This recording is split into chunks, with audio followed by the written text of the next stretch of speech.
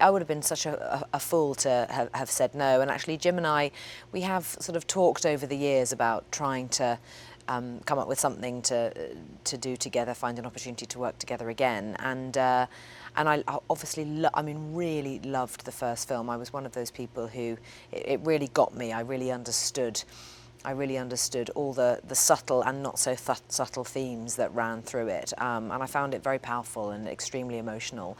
And so I was just thrilled when he said, "Look, we've got to get you big and blue." And so the underwater performance capture. First of all, it's a huge amount to think about. So there's not just the physical challenge of holding your breath. There's then the added challenge of acting out a scene underwater where everything is very different. You're having to imagine coral reefs. You're having to picture, other Na'vi, Metcaina swimming around you, and often acting with a child who is in actual fact a safety diver who's 35 years old and not a 9-year-old girl. So there's that sort of added element too. Then you have the challenge of your movements are very, very different underwater. So rather than sort of sculling all the time or desperately trying to kick your legs to sort of stay in one place, finding that serenity and that calm, that's another thing. So there's all of that to take care of first. Then you have a wetsuit with motion capture bobbles all over you. Then you have a helmet and an arm with a GoPro sat in the front of it. What I love, though, about Jim deciding to put the actors in the water is that Jim does have, and I don't know any other person in my life like this, Jim does seem to have a sort of an inherent belief that humans can be capable of almost superhuman things sometimes, as he is. I mean, we've all seen it. But he also believes that everyone can push themselves just that little bit further than they ever believed that they were prepared to.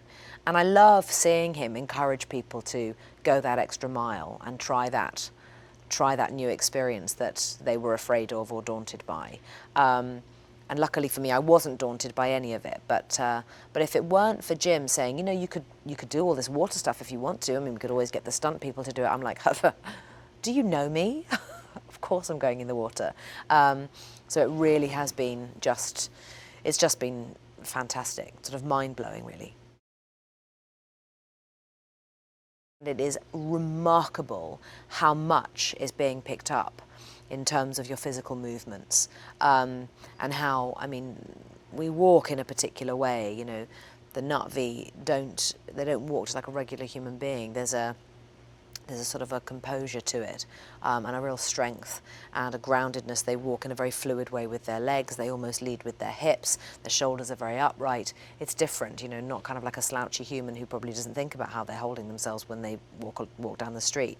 And the tiniest adjustments to that Na'vi gait, it's really, you see it immediately, the difference from one take to the next. I'd watch and I'd go, oh God, I forgot to do my walk. And then you correct it and it makes the most enormous difference to the character.